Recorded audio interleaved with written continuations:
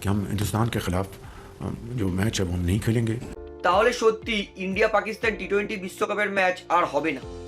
পাকিস্তান তারা ভারতের বিরুদ্ধে টি-20 বিশ্বকাপ ম্যাচ খেলবে না, এটা কিন্তু পাকিস্তানের প্রেসিডেন্ট শেহবাজ শরীফ তিনি কিন্তু বলেছেন।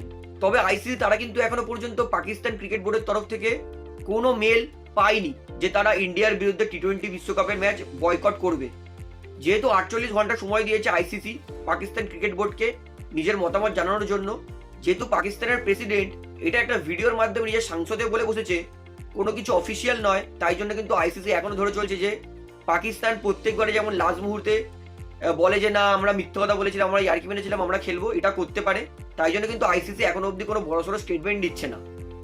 যদি পাকিস্তান ইন্ডিয়ার বিরুদ্ধে টি-20 ম্যাচ না খেলে তাহলে আমি মনে করি ক্রিকেটকে পুরোপুরি জঙ্গি মুক্ত করুক আইসিসি। আইসিসি কিন্তু জানিয়ে দিয়েছে যে 320 কোটি টাকা প্রতি বছর পাকিস্তান ক্রিকেট বোর্ডকে নিজের রেভিনিউ শেয়ার দেয় আইসিসি, সেটা কিন্তু দেবে না আইসিসি।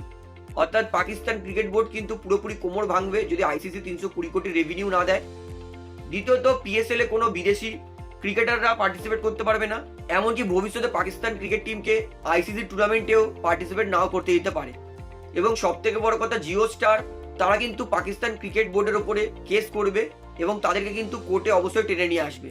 অর্থাৎ গতকাল ভারত যা খেলা দেখিয়েছে, আমি জানতাম যে এই জিনিসটা হবেই। ভারতের প্লেয়াররাও এত বোকা, এত কেউ মারে? তো দেখুন, ভারত কালকেই এত মার মেরেছে সাউথ আফ্রিকাকে, আজকে পাকিস্তান প্রেসিডেন্ট সে বসে বলছে আমরা ইন্ডিয়ার বিরুদ্ধে খেলবো না।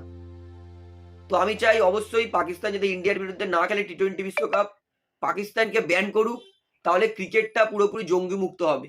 তো এটাই কিন্তু বর্তমান latest update. Pakistan president Shehbaz Sharif তিনি কিন্তু বলেছে যে ভারতের বিরুদ্ধে টি-20 ম্যাচ পাকিস্তান খেলবে না।